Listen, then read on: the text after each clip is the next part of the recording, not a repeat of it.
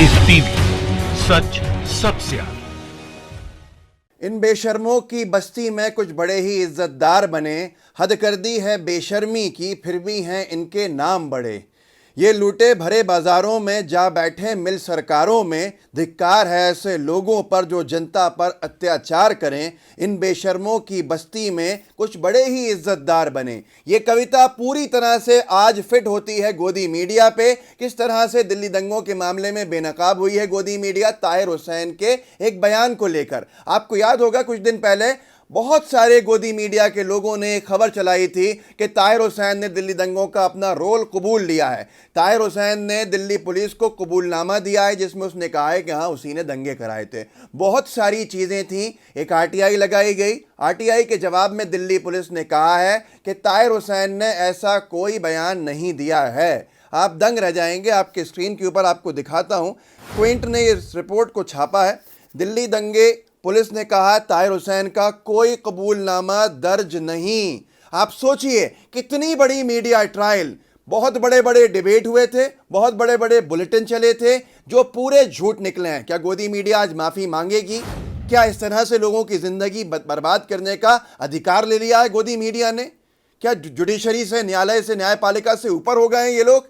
क्या एजेंसीज जो जांच की हैं वो कुछ नहीं है इनके सामने?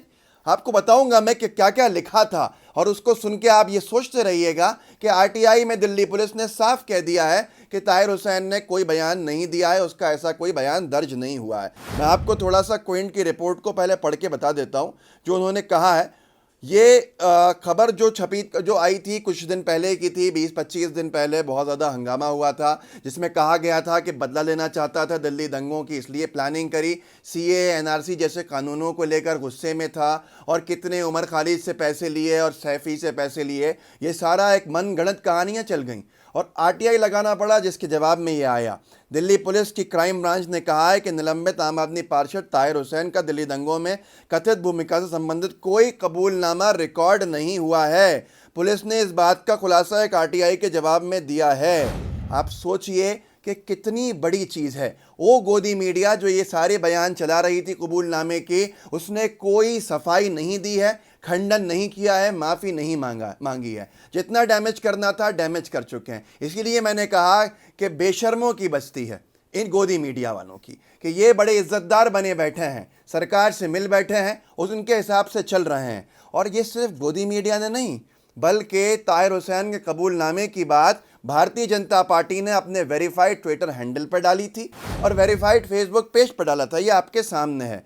इन्होंने वो सारी फर्जी बातों को जो इसके अंदर उसके कबूलनामे में चल रही थी, वायरल हो रही थी, वो सारी चीज़ों को एक ताकत दी थी, एक तूल दिया था।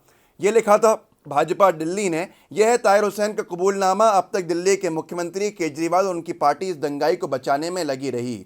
दिल्ली जल रही थी और केजरीवाल चुप थे क्योंकि उनकी पार्टी के दंगाई राम मंदिर और धारा 370 पर आए फैसले का बदला दिल्ली के हिंदुओं से ले रहे थे।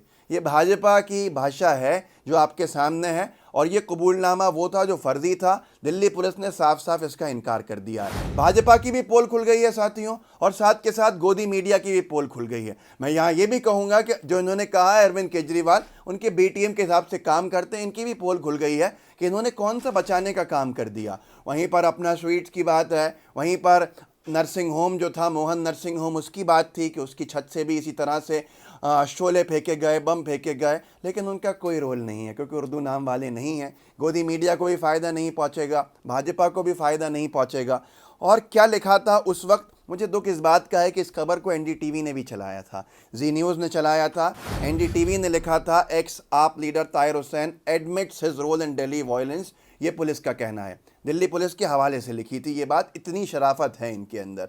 और उसके साथ साथ एक्सक्लूसिव लिखा था जी न्यूज़ ने, ताहिर हुसैन ने पुलिस के सामने कबूली दिल्ली हिंसा का मास्टरमाइंड होने की बात। इन्होंने सीधे ऐसा लिखा कि जिससे कि साफ साफ ये पता चले कि हाँ ये कबूलनामा है और ये सच्ची बात है।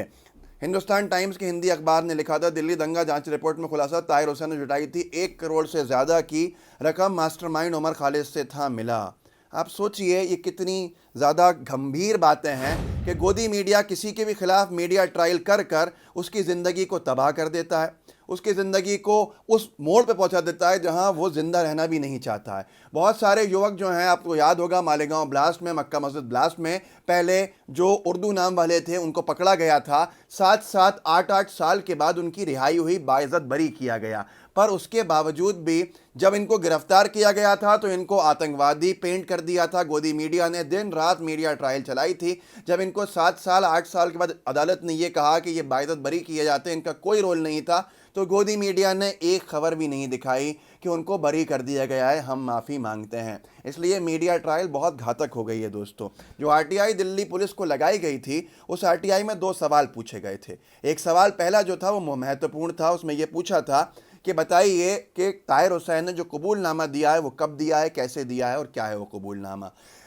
आरटीआई के जवाब में डीसीपी क्राइम और public information officer Joy Tirkey ने कहा, ये क्विंट हिंदी में छपा है, सीआरपीसी के सेक्शन 164 के तहत बयान दर्ज नहीं हुआ था। सीआरपीसी का सेक्शन 164 जांच या कोर्ट में सुनवाई शुरू होने से पहले कभी बयान या कबूलनामा दर्ज किए जाने से संबंधित है। इस सेक्शन के तहत न्यायिक मजिस्ट्रेट के सामने दिया गया बयान ही कोर्ट ने मान्य होता है। ऐसा कोई बयान ताहिर हुसैन का नहीं आया है। धारा 164 जो सीआरपीसी की है उसमें कोई बयान दर्ज नहीं हुआ है। ये आरटीआई की तस्वीर है, इस फोटो का, इसकी फ़ोटो है जो जवाब दिल्ली पुलिस ने दिया है। Office of the deputy commissioner of police cum public information officer, crime, 2nd floor, police station, Kamla market office, complex, Delhi 110002। Crime dated इतना इतना 4894, फाइल नंबर। नीलिम दत्ता ने ये आरटीआई लगाई थी और इनके जवाब में दिल्ली पुलिस ने ये डिटेल के अंदर पहले पॉइंट पे दिया हुआ है कि जो रिपोर्ट है एसीपी की क्राइम की, दिल्ली की principal supplier of the information वही हैं। एफआईआर नंबर 65/2020 में 26 फरवरी 2020 को अंडर सेक्शन ये बताते हैं हम कि अक्यूज ताहिर हुसैन एक्स आम आदमी पार्टी काउंसलर अरेस्ट किए गए थे।